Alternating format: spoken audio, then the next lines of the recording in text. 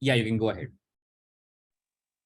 So it gives me great sense of satisfaction to be able to introduce Adira today. And Adira has been a master's student who is about to complete her course at the Royal College of Art. And Adira worked with the Institute of Public Health and our local program in the northeast of India, of which we have set up a collaborative called Seed Lab, and I will come to that a bit later. But Adira has worked with people from the northeast, with researchers from Institute of Public Health and an embedded program to think about snakebite management, a very important topic, not only for the northeast of India, but also for all forest areas across India, given that there are lots of hidden deaths that happen with respect to snakebite. So I'd like to welcome Adira today, and I'd also like to congratulate her for a very thorough project, which has been enabled by a lot of people from the ground, and I hope that she can take us through that journey. So over to you, Adira. Okay. Thank you, Nandini. Hi, everyone. My name is Adira, and I am a designer.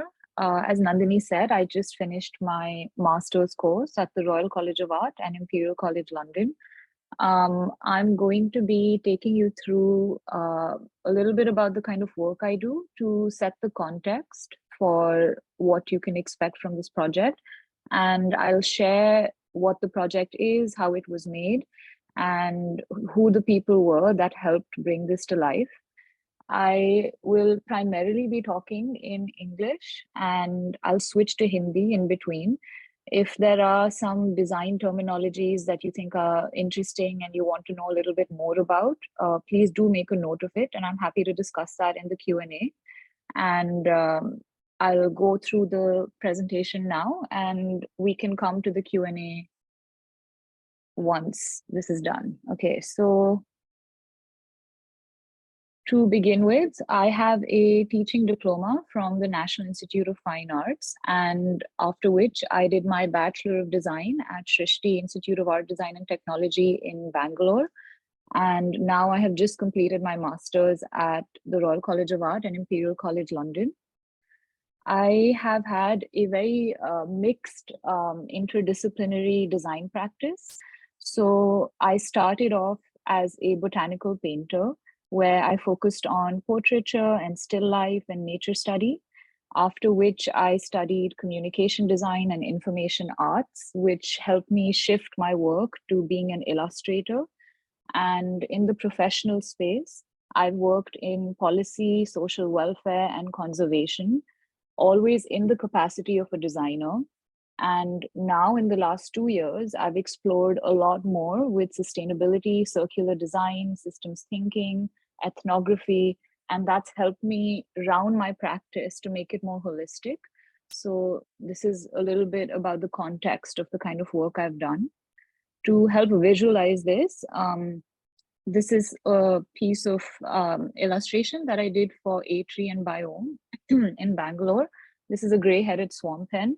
So my work has looked like this. It also has looked like this. I worked at Nature Conservation Foundation as part of the education and public engagement program. And I also designed a lot of policy briefs for the accountability initiative at the Center for Policy Research in New Delhi. And this is my vision statement, which is something that we create as designers in this master's program. And I wanted to share it because I thought it would help understand the constant theme and the kind of work that I do. So I aim to create purposeful design interventions that facilitate discourse on human ecology, urban well-being, and climate activism to help people build enduring relationships with their environment. My goal is to use different topics like science, wildlife biology, zoology, public health, things and challenges that people face in their everyday life, and use design to kind of bring those challenges to life and like address how people can either look at it differently, help them problem solve these different aspects of their life and so on. Oh, sorry. So this particular project that I'm talking about today is called Biyu Tabu Nibew, and this literally translates to snake, snake, snake in English. This project has been conducted in collaboration with the Institute of Public Health in India, with Grantham Institute, which is an organization in the UK, and Green Hub, which has played a huge role as a local host for the project in the Northeast. And the overview of this project is that it's an edu-info game for children from indigenous groups of Pakke, Nyishi, and Miji about snakebite management in Northeast India. This project looks at One Health and human-wildlife conflict, and it uses frugal innovation, which we also call jugaad in a way in India, where you use very local material to create something that's playful and brings people together through community engagement. So the context and opportunity for this project came when I started talking to Prashant and Nandini, who have been very important in bringing all of this work to life. And this project uses participatory design to create educational access for human-wildlife conflict amongst indigenous groups. So just to explain these keywords a bit, I think the word art and design itself are, you can debate what they mean, and people are constantly talking about what is art and what is design. When I'm talking about design in this particular presentation, I'm referring to the problem solving capacity of something that is creative. So here, art is something that is beautiful visually, and design would be something that helps people understand a challenge that they are facing a bit better. Participatory design looks at involving people, the users and stakeholders at each stage of the project to make sure that the outcome at the end of the project that comes out of it is very contextual, is something that is usable, is something that people can relate with, and it has that real life value. So it's not something that is alien. A lot of the times what happens is when you design something, you design it in this vacuum of just a studio or a company. And when it is tested in the real world, it doesn't have that same application that you thought it would. So participatory design helps overcome that by involving people in the conversation from the very beginning. And these are some images of the project base. It was conducted in Northeast India, specifically looking at Pakke Tiger Reserve. And here are some images from my field research. Here you can see Rambya sir from the Forest Department rescuing an Indo-Chinese rat snake, and Ashok, who played a very important role in bringing all of this work to life. This is just a video that shows the different elements of this game. I'm going to talk about this in a little more detail, but I wanted to give everybody a visual reference of what it looks like.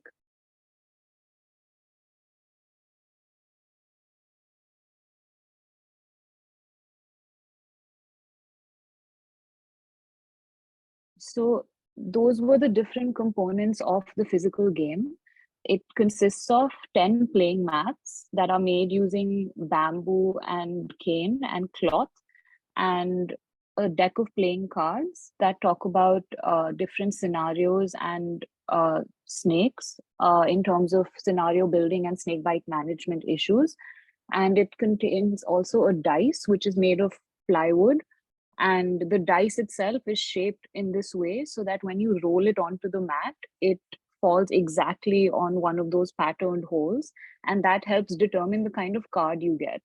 So this game basically uses these elements of play, community engagement, and scenario building to help children learn about what they can do when they are ever in a situation of having one of their friends been like bitten by a snake, or when they see somebody who is in danger, or somebody who is potentially in a position to cause danger to the snake itself, because this relationship is, it goes two ways.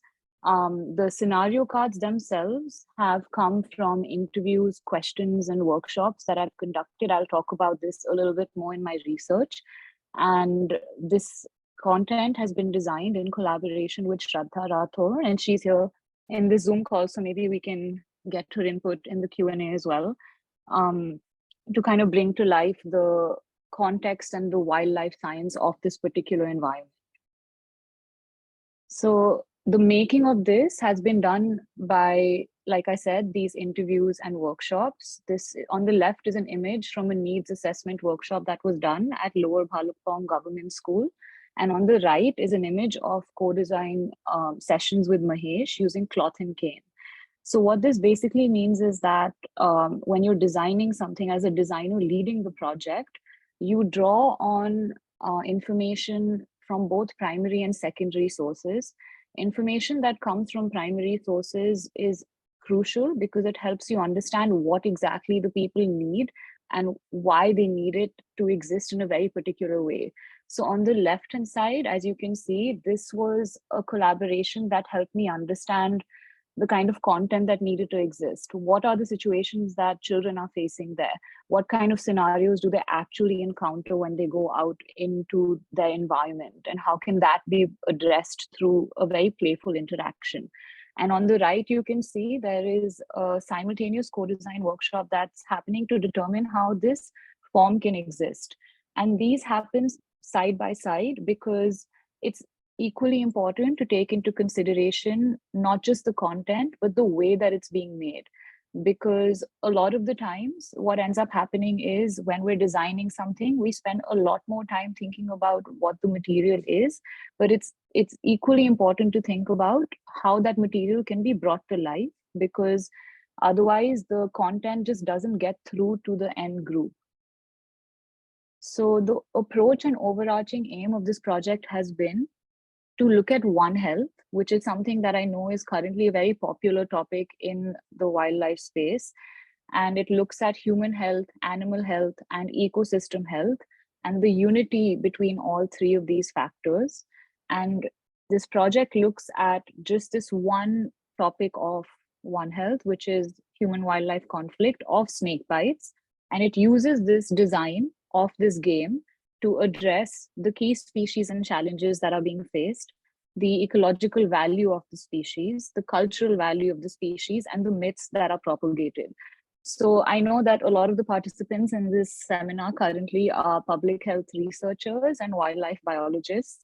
And I myself am not like someone who's an expert in epidemiology and wildlife science. So this project has been focused on the biophysical and the cultural side of wildlife more than the science of it itself. So the way that the research study was designed was by conducting ethnographic research. And ethnography is something that looks at understanding the lived experience of a particular place.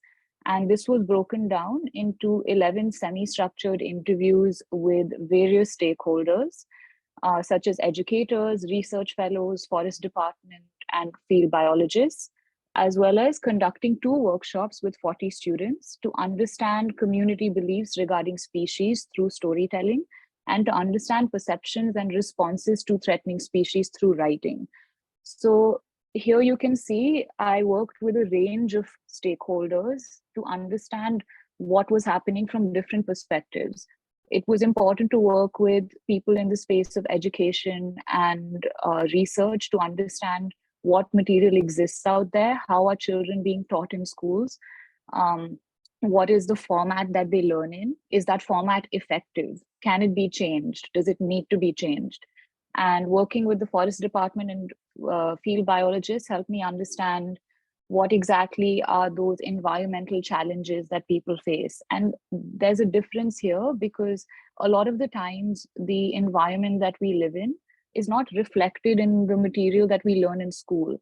And especially for children who live in very close contact with nature and in biodiversity hotspots, it's really important to understand that particular context and understand how they can learn more about that place. So this project focuses on bringing to life this very place-based education system. So to talk a little bit more about ethnography and participatory design, here is footage, and this was taken by Ashok at Green Hub for a snake rescue mission at Pakke Tiger Reserve. And on the right, you can see interview snapshots of Manisha, Subbu, Shikha, and Dina from Green Hub. So this is just a visual reference of the place, of the kind of environment that exists there, and these interviews that I conducted. And from the workshop, I got these samples of challenges that children were facing with human-wildlife conflict. And this is what helped me choose snakebite as the issue to focus on in this particular project. Because of this needs assessment that was done, I understood that out of all the species that exist there for these 40 students, the one that recurred most was that of snake. And that really helped me understand how to address the current needs of the students. So on the left are samples of written accounts of experiences and encounters. And above is a book that's the first documentation of snakes in Pakke Tiger Reserve. And it takes into account the local names, encounters of 3 tribal languages, Nishi, Akka, and Miji. And this collection of material helped me understand what was needed to be designed. The way that all of this data was analyzed was through ethnographic research and quantitative and qualitative data. So when you're conducting these workshops, you get samples of interviews that are either video or audio files.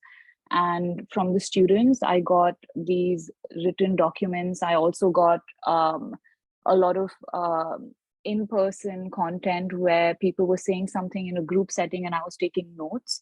So the way that I analyze this data is from the drawings. I created this tabular comparison of what people said, their age, class, tribe, school, what the dislike species was, and the details of dislike species. So this helped me understand what exactly the context of these encounters included.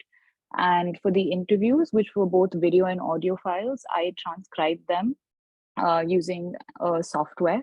And from here, I use thematic analysis very loosely, which thematic analysis is a way to analyze qualitative data. Here you look at the keywords that occur, the number of times that they occur, and find those common themes that emerge from what people have said and understand why they have said it. So all of this research led to identification of pain points. And this is a problem wheel that I created for this area of human-wildlife conflict. And it's based on insights generated from interviews with Green Hub Fellows. So this has come from my primary research. And here you have elements of, in the first circle, game design, data, research, policy, workshop, product, workshop again. The first circle represents the kind of way this challenge can be tackled. The second circle looks at who these stakeholders are. So stakeholders can be people who are part of the problem, part of the issue, and also are impacted by it. And the outermost circle looks at the content or the context. So what is the problem? The inner circle is who does that problem involve? And the innermost circle is how can that problem be addressed? And design can exist in very many different ways. When you look at the space of research and policy, design primarily is used for publications, for reports, for briefs. And over there, it plays the role of communicating information effectively to policymakers and the ministry. In terms of games, design is used to create something that is playful and creative and something that children enjoy using. For workshops, design is used, for example, to create an atmosphere that is engaging, where people feel safe and they feel like they can share their experiences. So these are just examples that I'm sharing right now. But out of all of these, for this particular issue of snakebite management that looked at the lack of place-based education, I found there was a lack of species identification.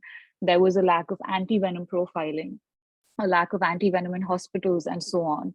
And I chose to focus on this one slice that looked at the lack of place-based education involving children and educators, and done using game design. And now I want to share a little bit about community engagement and Indigenous games. So when you're designing something, it's something that plays a really big part about how you end up addressing this issue is looking at existing work that has been done in the space. So these are models that have come from case studies that were conducted in Sarawak in West Borneo. And they look at how Indigenous community knowledge and knowledge shared in schools has a gap in between, and how that gap can be filled by co-creation, where you bring the children into the way that it can exist, the way that design can exist, and you use play and learning to build that space of co-creation. And co-creation means that you as a designer are then leading or facilitating those workshops and those needs assessment activities to understand how those children see something, how their perspective can be brought into the picture. And the second diagram here is a breakdown of the different stages. तो यहाँ पे पहला stage है empathy, उसके बाद define, ideate, prototype, test.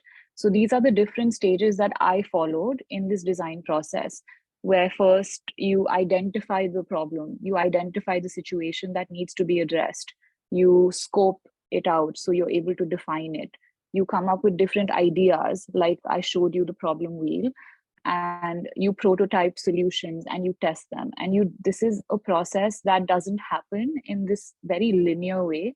This is something that is a back and forth. You move from one stage to the next. Sometimes you come back to the previous stage.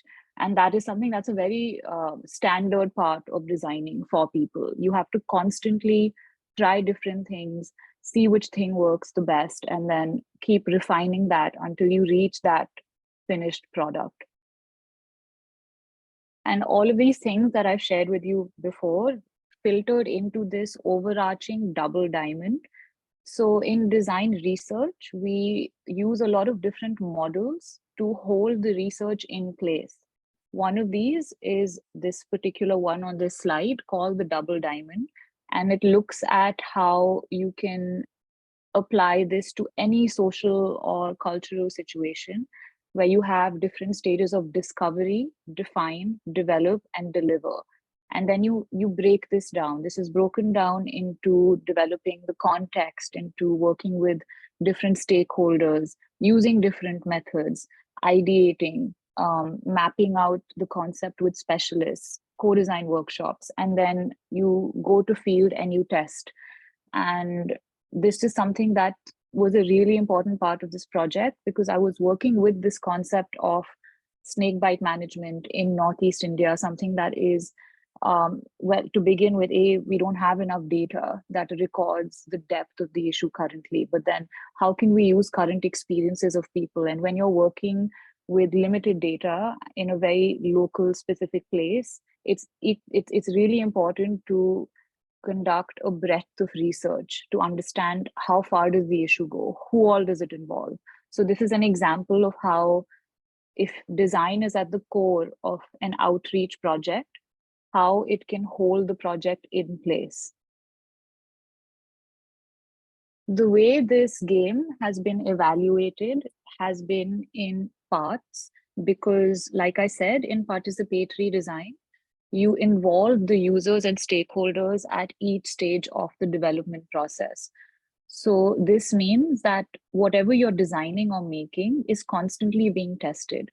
So I started this entire project with an idea and a concept. And when I researched and I got all of the data from the interviews, I decided to focus on snake bites. And I made low fidelity prototypes. So low fidelity prototypes, as you can see in the first image on the left, are those which are made using very basic material. So here the focus is not to create something that is beautiful or something that is visually appealing and something that people love looking at or enjoy. The focus is to see if the information that needs to be communicated is being communicated well. And that's why it's important to understand which material would also work best. So here I used cloth and masking tape to make these very low fidelity models. And I tested with these with the children. So I first played this game with Ashok, Epil, and Arjun from Green Hub to see if they could help me facilitate the workshop.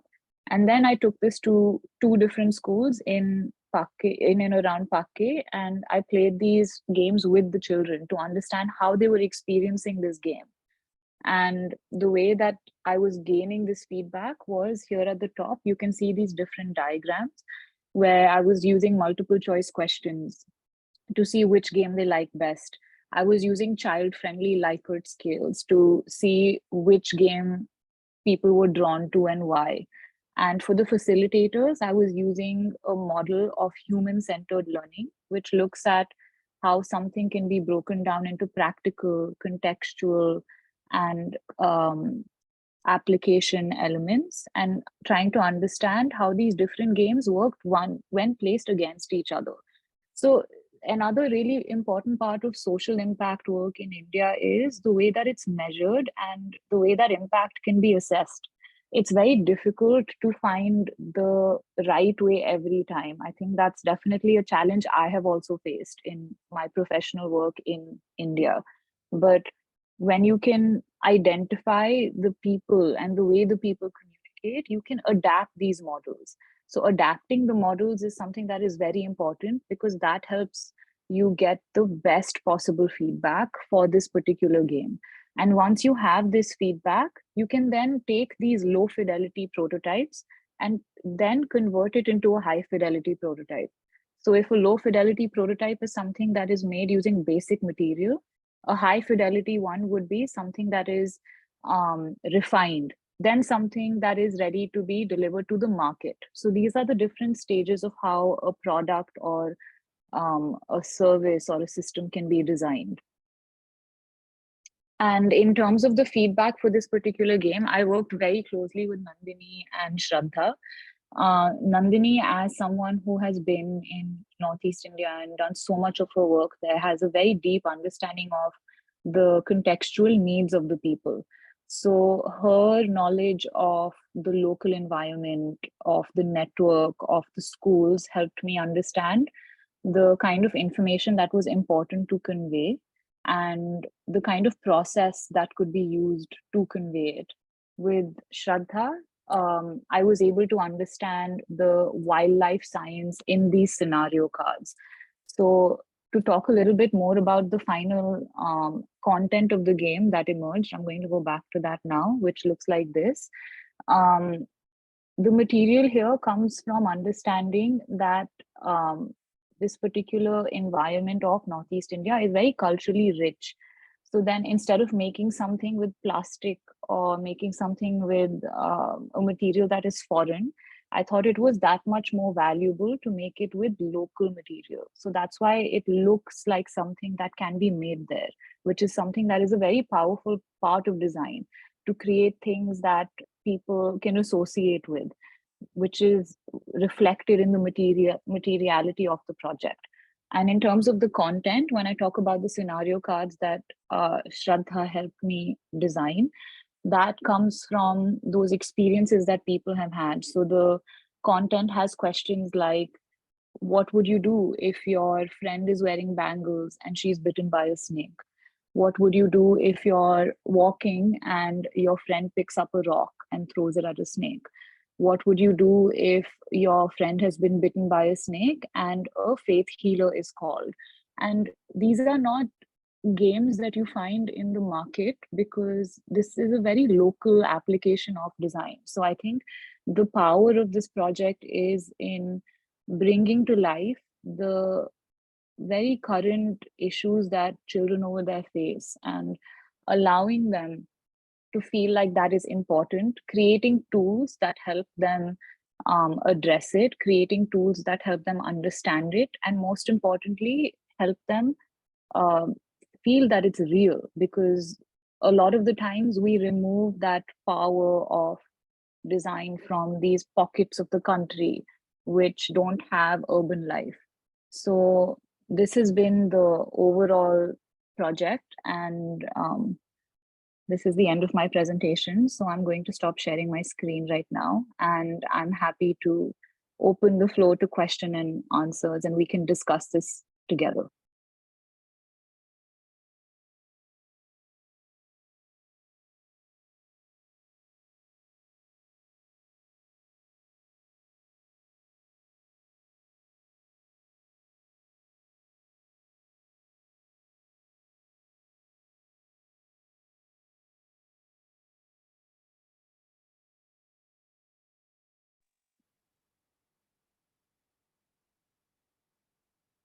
Thanks, Adira.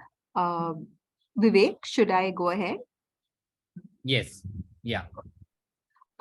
So Adira, there are a couple of very specific questions that in the chat box that I will just read out. Or if anybody would like to unmute and ask any questions, please go ahead. So the first question that we have from Anika is which software, from Meena is which software did you use for transcription? So you have a lot more that have come out now, and these softwares use AI to decipher what the video and audio content is. So I use this model called Otter, and I can share that link with you in the chat at the end. Nandini, can I have a follow-up question on that? Yes, please. Go ahead.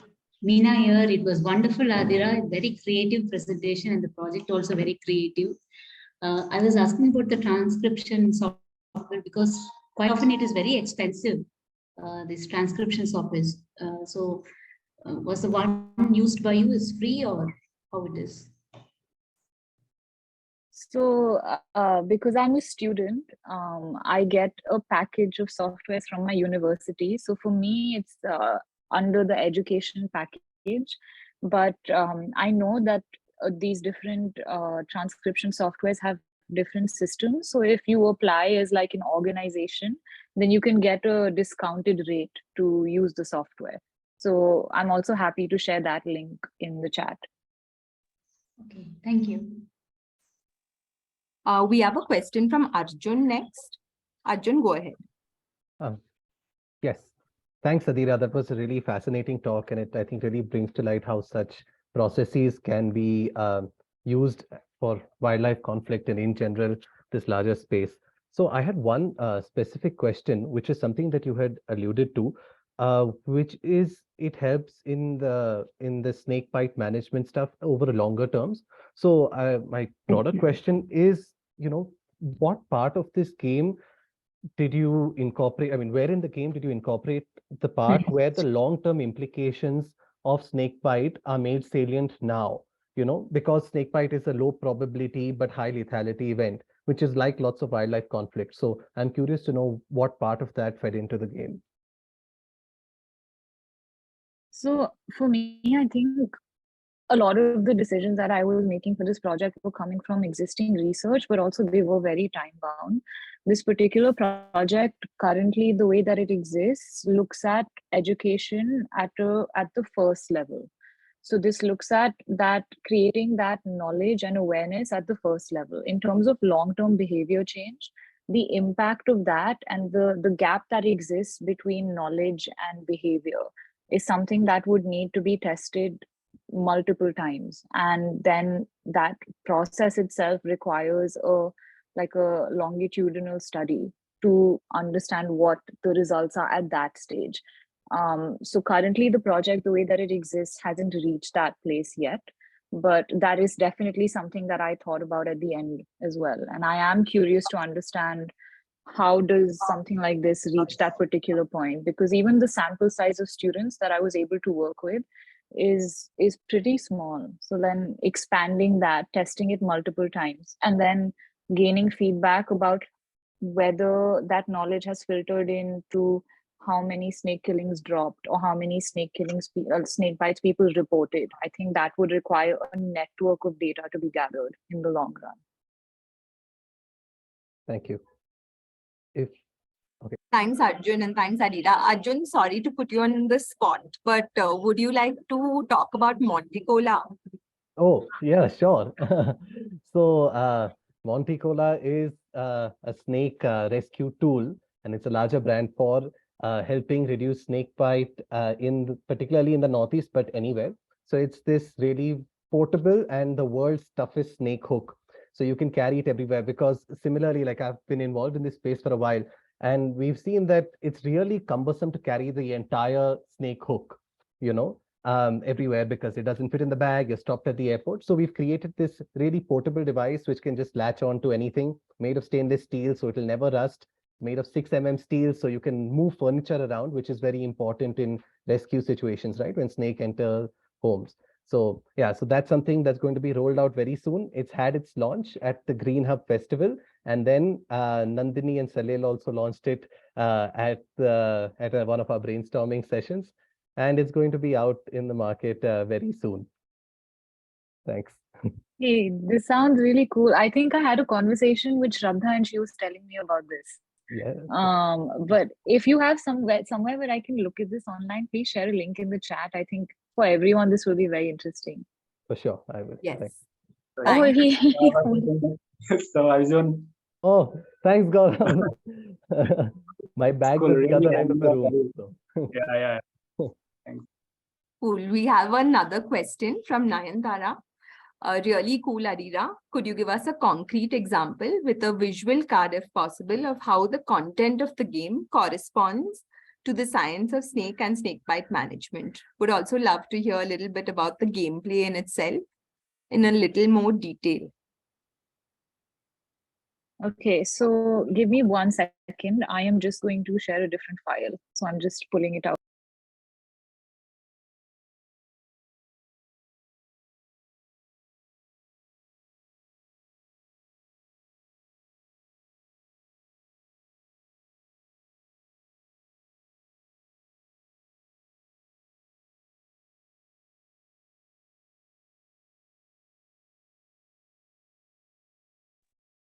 Okay, so I'm sharing my screen again. Is this visible? Yes. Okay, so for the content of the cards are divided into 2 categories. One is snake identification and the other one is scenarios. So the snake identification cards are those snakes which are most commonly found around Pakke. And this has come from the book that Shraddha has written with Rambya sir. And it's come from the interviews that I had with stakeholders and the workshops with children. So the way that these cards are done is that they're illustrated to show these different snakes. And I also, 1 second, I just want to move to the scenario cards. And the scenario cards are also illustrated, but they have this one visual of like 3 children coming across a snake. And the questions have come from this engagement of workshops with the children themselves. So this one is, you come across a snake while walking with your friends, what should you do? Then the answer is at the back. And the second one is, one of your friends sees a snake and tries to pick up sticks to kill it. So then what would you do? And these questions, then the answer is at the back again.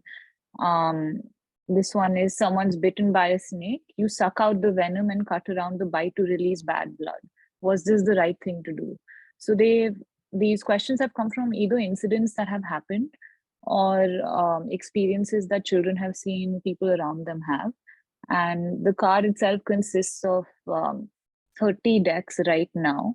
But I'm still trying to figure out if it would be possible to kind of add more, or whether these answers need to be edited and work on revisions for that. This particular scenario looks at, should you wear open shoes or closed shoes at night when you leave the house? So again, it looks at prevention and management. So what can you do as a person behaviorally when you're going out into this environment? Just things to keep in mind, do's and don'ts. And then what can you do if the situation does occur and happens to you? And in terms of the gameplay, the way that it works is that if you have a dice, you roll it onto the mat, like I showed in the image. And depending on where the dice lands on the mat, you have a card that is picked up and you have to answer that card. You play it in 2 teams, and the team that finishes this course of these 10 mats first wins the game.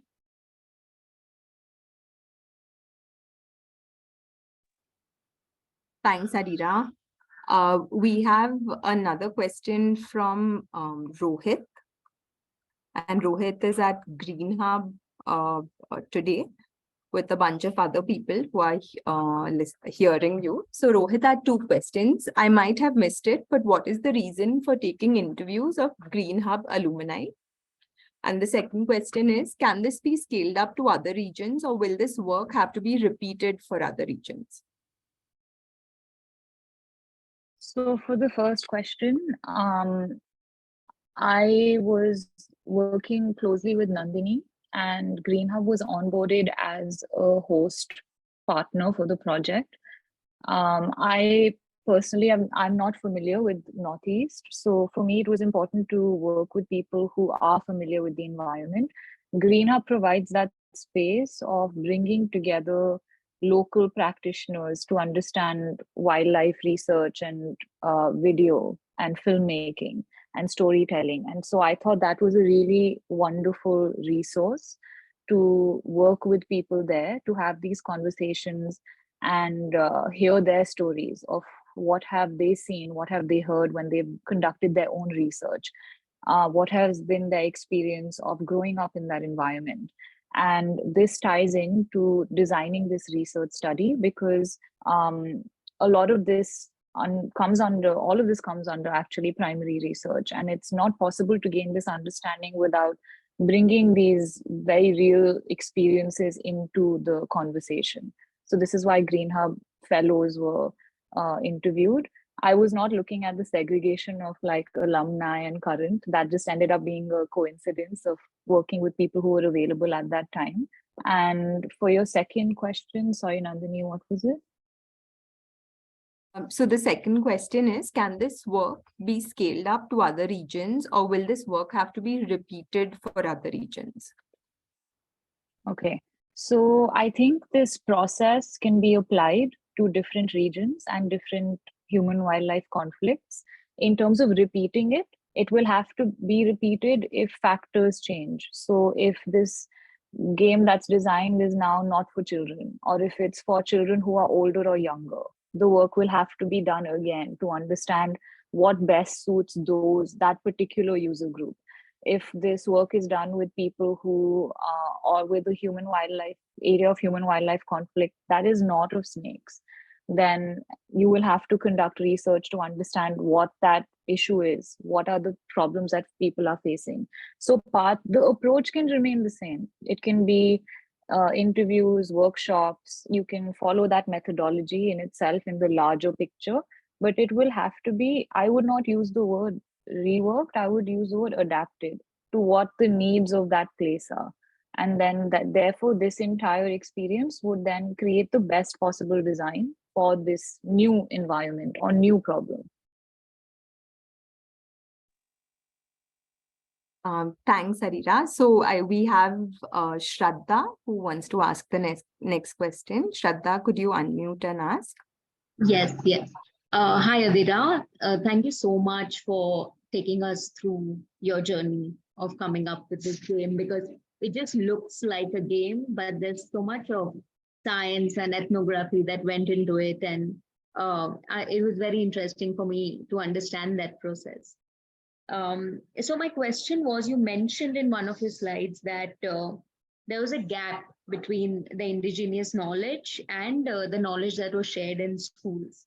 So with respect to that, what was your experience in bridging this gap? Because I also understand that, when you're trying to convey something, you have to keep cultural appropriateness, or, there's a lot of trust building, there's language barriers, all these factors come into play. So how was it for you to bridge that gap? And if you have any anecdotes to share. Yeah. Yeah. Hi, Shraddha. Thank you for the question and your contribution to this entire project. So for the gap that exists, I think this is something that I personally also find very interesting. Is in that places that are more remote in India, we do not currently have education material that fits the requirements of that place. So when I went to schools, I went to two schools in Assam and Arunachal, Lower Bhalupong Government School and Ruth Foundation School. When I was conducting these workshops, I had images of the wildlife that exists there, of different kinds of snakes, and I just printed them out on paper and I was showing them to children and seeing if they had any stories they wanted to share, for example. Something that I observed that I found quite interesting was the teachers there were quite surprised and they were quite amused that I was interested in these things because they are considered to be very boring in a way and everyday and out of place in the context of education, because education in these schools even looks at mainstream education. So the kind of things that they would learn would allow the children to have maybe knowledge of an environment that doesn't exist around them. This is also something that I discovered when I was working at Nature Conservation Foundation with schools in peri-urban Bangalore, where children have books about like giraffes and animals that we don't have like in the country, forget like that particular environment, and they're learning all of this information, but then the animals that are outside of their own homes, they don't know anything about, beyond the fact that they are dangerous, they are bad, they harm. And I think this is the gap that I found again in the Northeast. And this particular gap was it was interesting to have these conversations with teachers to kind of also understand their perspective, because it reflects the role of educators as well, where they become just people who transfer this knowledge from books to the people, to the students. And I think with them, allowing them to like bring in fun and play and things that can be learned together, that can be done outdoors, things that aren't restricted to a desk or a table. That was also something that was a really big part of bridging this gap, and allowing children to learn by having fun and making things together. Because even in the history of indigenous games, something that constantly emerges is that they build community resilience, they build cooperation, they build empathy. And I think that itself is a really important part of holistic education for children. So this has been my discovery of this space.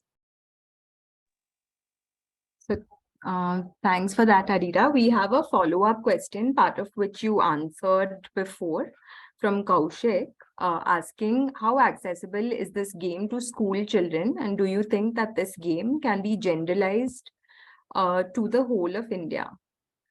Yeah. So currently, I want to add to that. Prashant has also put in a comment where he says, and we can bring him in after you, where there is huge potential of this work for addiction related work or NCD work among school children using such approaches. Okay. So the way that this game currently exists right now is a single prototype. There is just one physical form that I have with me, and because of the way it's been tested with the low fidelity prototypes using cloth. The next step in making this accessible to children would be taking this final refined prototype, testing it with these 40 students that I onboarded at the beginning of the project, gaining their feedback, seeing if something needs to be changed. The game goes through another round of design iteration. And then at the end, what is refined needs to be scaled up.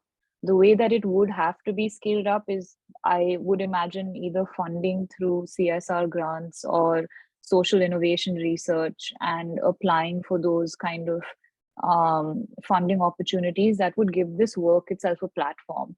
I would also, I think, based on the work that I did, understand that this game itself doesn't need to be introduced into the school curriculum, because I think this is something that I think is very important, is that changing the education system is a whole other conversation. what we can do in this current space is bring material that is supplementary or alternative, and have these bodies like the forest department that play a really important in this role in this context of the place, have them use it, where the forest department can conduct workshops at the Planetary Health Interpretation Center. People can come there to learn using these very different playful elements. So the positioning of this would be slightly different as well. But how easily accessible it would be, I think the next step would be to have to find funding to make it possible. And yeah, I hope I answered that. We have another question from Gaurav,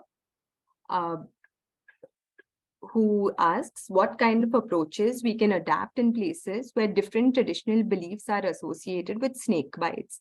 For instance, in the Galo tribe, if a person gets bitten by a snake, then the person needs to stay in a community hall called Dere for 7 days, and the person is not allowed to enter the house. So whenever they see a snake, they prefer to kill it.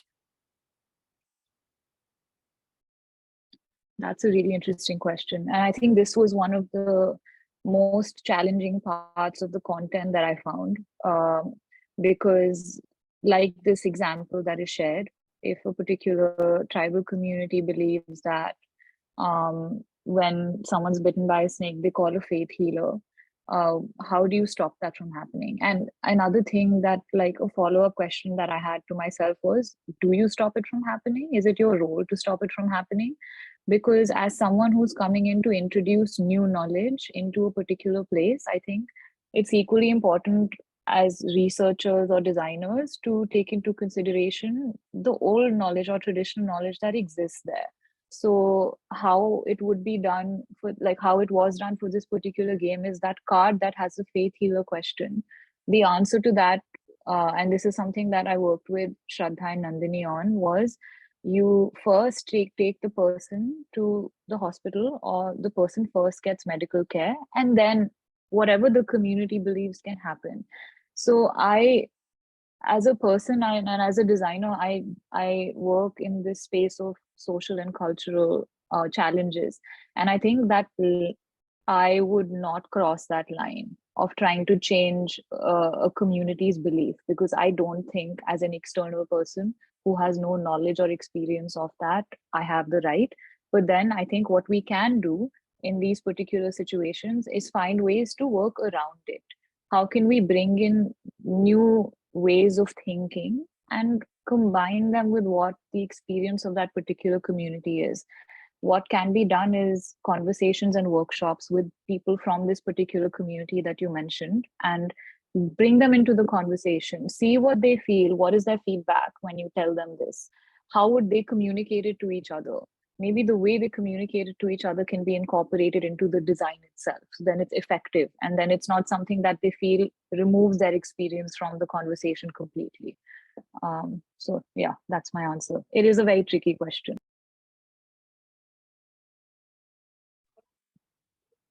Thanks. We have a series of questions and comments from Prashant, of which I'm trying to keep up with all of them. So the first one is that it would be nice to hear from Nandini or the Seed Lab on the directions this work is taking in the coming months or years. Also, if the team is willing, and if already not done, a lot of this must be grouped under Commons and open knowledge project, and put up on Wikimedia Commons, of course, with the credits and identities of the knowledge stakeholders. And he has given a very relevant example. So I will answer that question. So the Seed Lab is a multidisciplinary collective of 27 active members so far, who are artists, researchers working in Northeast India in different capacities, who have set up 5 working groups so far, focusing on 1, nature education, 2 is, of which Adira has presented some work today. 2 is science engagement, of which Rohit Nandakumar leads a talk series called Blah Blah Blah, of which any of you who would like to present your work is very welcome to do so, and contact the email address I mentioned. And there are other working groups related to understanding elephants, creating site-specific work groups like an Eagle Nest Wildlife Sanctuary and Nagaland, and of which we, very interestingly, we also have a small Creative Commons working group, which is interested in promoting Assamese Wikipedia. So we actually have our first Creative Commons class with Green Hub Fellows this Sunday at 8 p.m. Again, which will be an open link done by Jolie Bora. And this is a good suggestion where we will try and get some of these commons, some of these projects on Creative Commons, but that is very much in the spirit of what we think and what we want to do. Prashant, would you like to unmute and ask any other questions? I think there is No, one. not particularly. Thank you. Okay. I mean, this is just very fascinating work.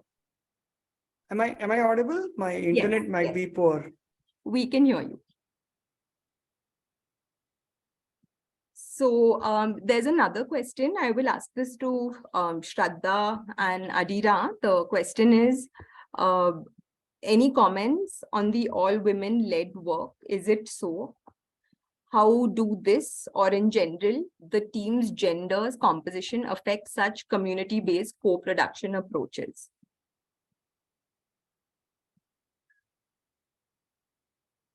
Sorry, Shraddha, would you like to say something? Yeah. Hi. Wow, Nandini, all women team. I think it was fun. Can you repeat your question? So the question You have is, to elaborate. does the general team gender composition affect such community-based co-production approaches? And was this an all women's led work? Was it, Adira? I think it was. So it's a good question.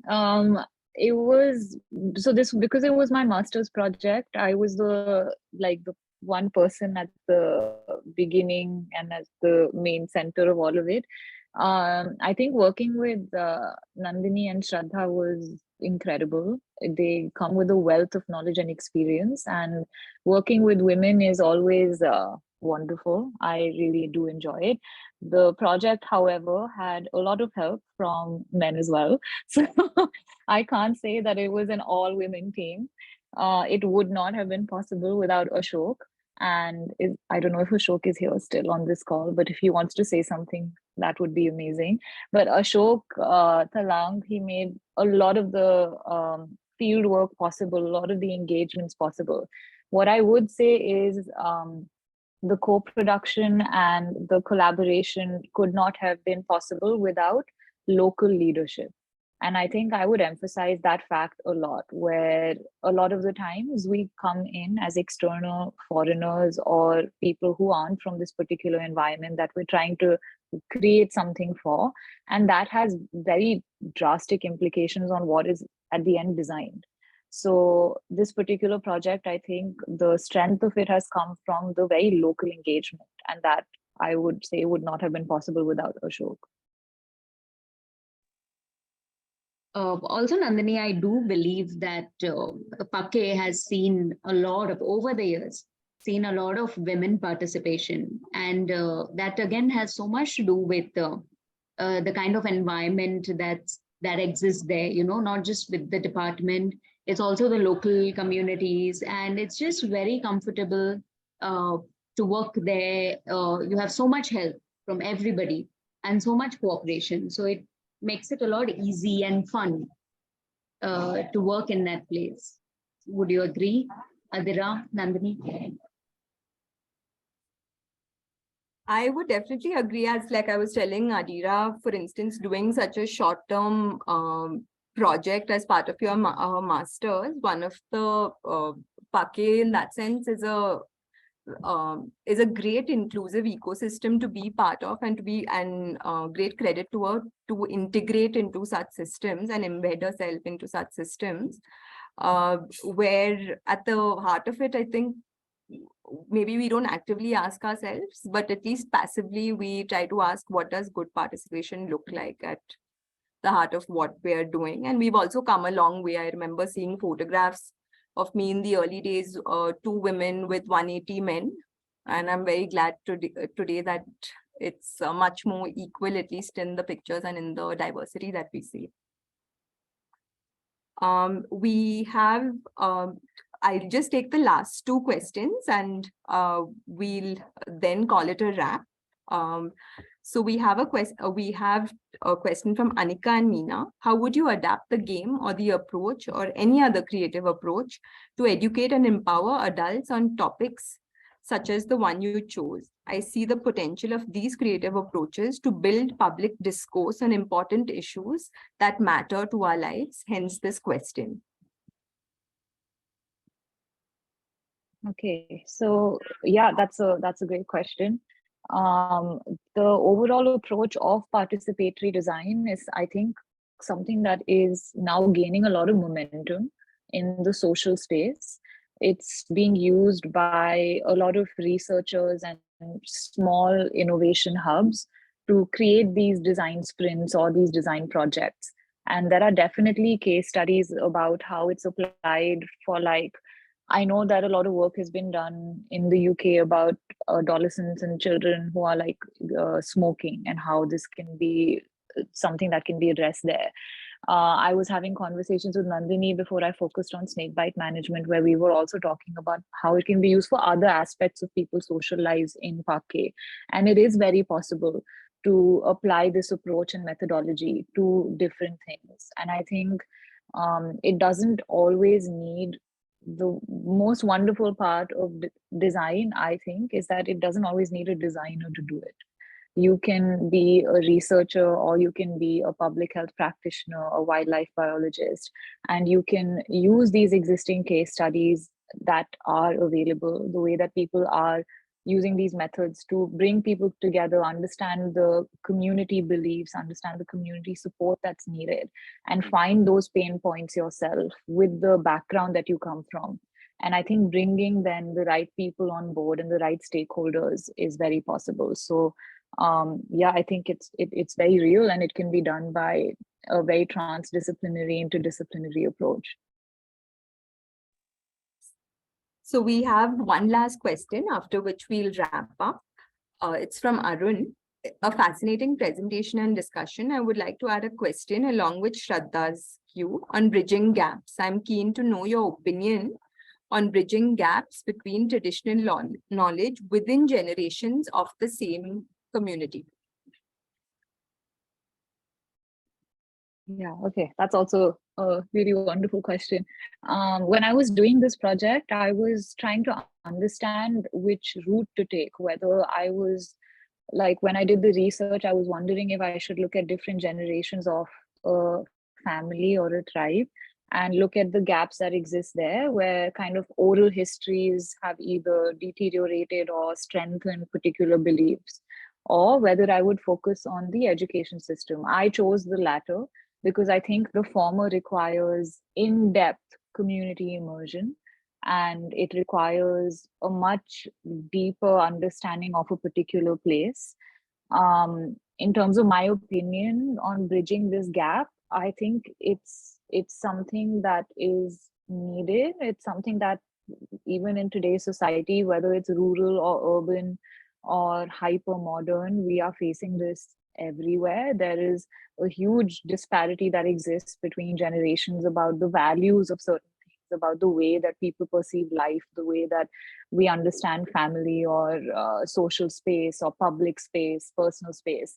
And I think all of these can be brought together as through discourse, and that can be created by an engaging experience. So a lot of these can be addressed through workshops and collective community engagement practices and habits. So the way that I would do it would be to host a particular discussion or a seminar like we're doing right now, to share beliefs, to share histories through drawing or participation. And I think that would be the starting point for it, because it's something that is very much a long-term conversation. It requires maybe years of reinforcement and practice, and that would be possible then. Cool. So we have one last question from Chandan, who is the field biologist of Pakke, and he's joining in from Pakke today. And he says, wonderful presentation, Adira, and thanks for sharing the link. It's more like a comment on there is wildlife conflict, which is gradually increasing between humans and elephants. Can something be done on the above said issue? So Chandan, this is something that Arjun Kamdar is going to cover in the next few weeks. So I would actually encourage you to join the next talk on conservation behavior. And Arjun has worked in the landscape, of which in Sonai Rupai and around, of which Pakke is also a part. And we'll be very happy to discuss that. And if there's anybody else here who would like to join the Seed Lab talk series, because we have a variety of practitioners, designers, and others who are here today, please email us at seedlabindia@gmail.com. Okay. Once again, thank you, Adira, and thanks everybody for being here. And we hope to see you soon, and we hope to take this work forward as well. Thank you. Fascinating work, Adira, Nandini, Shraddha, and all of you. Thank you. Thank you. Thank you, Prashant.